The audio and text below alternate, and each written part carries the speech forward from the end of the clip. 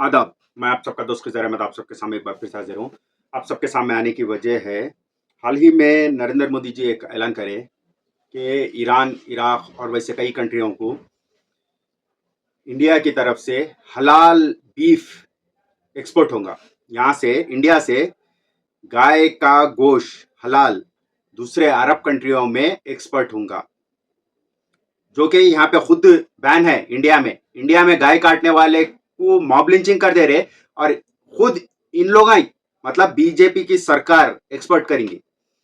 अब देखिए, ये तो हो सकता कुछ भी बोले तो ये देश के हित में है, देश के डेवलपमेंट के लिए है, क्योंकि बीफ एक्सपोर्ट में जो है बहुत सारा कई बिलियन डॉलर का फायदा हो सकता है, इसलिए इकोनॉमी बढ़ सकती। बल्कि चलिए, वो मैं भी मानता हूँ, वो तो पहले से था, अब नई बात नहीं है, वो पहले से था। अब मैं आपको आसान तरीके में बताता हूँ, जो कि इंडिया में बीफ बैन है और दूसरे जगह पे एक्सपोर्ट हो रहा है, वो उसकी वजह क्या है, उसकी वजह मैं बताता हूँ। देखिए, अगर यहाँ पे कोई अगर बीफ काट रहा है तो 30,000 की गाय ले रहे, वो गोश्त काटने में उसको 50,000 रुपए तक हो सकते, ऐसा अंदाजा मेरा, गारंटी नहीं है, उसकी बात बोल रहा हूँ।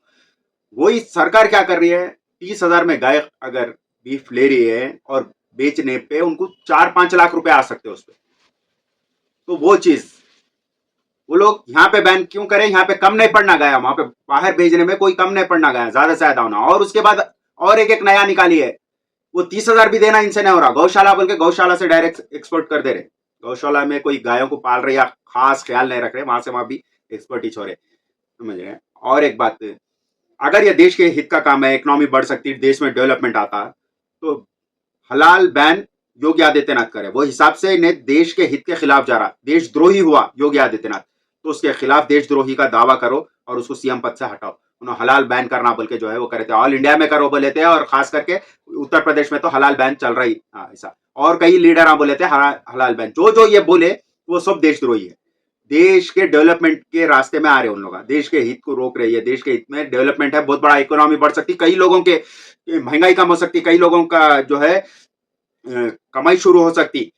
ये चीज को इन लोग रोक रहे, जो जो ये बोले हलाल बैन करने की मांग करे, वो पूरों को जो है पहले तो उन लोगों के खिलाफ देशद्रोही का दावा करो, और उन लोग जो जो पदों पे से उन लोगों को पदों पे से निकालो। सब में पहले योगी आदित्यनाथ ये शुरुआत करने वाला, हलाल बैन करना और ये सब करना, बीफ बैन करना, ये सब करने वाला है, शुरुआती नहीं है। सब में पहले योगी आदित्यनाथ को अपने पद से निकालो, सीएम पद से हटाओ, और जो है देशद्रोही का उस पर कार्रवाई करो।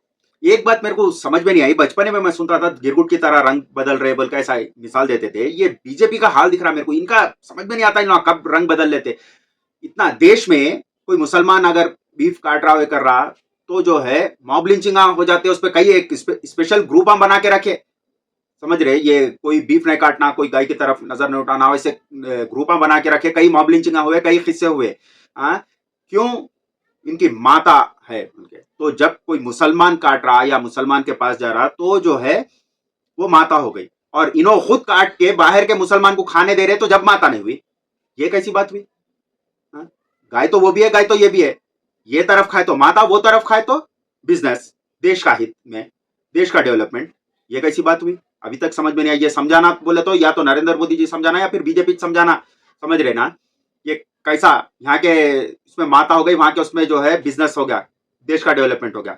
ये बात तो मेरे समझ में नहीं है दोस्तों। ये सवाल मैं सब बीजेपी के कार्यकर्ता से पूछ रहा हूँ, अगर कोई बीजेपी का कार्यकर्ता है, मोदी जी के फैन है, तो उन लोग ये जवाब दीजिए। ठीक है दोस्तों, आदाब।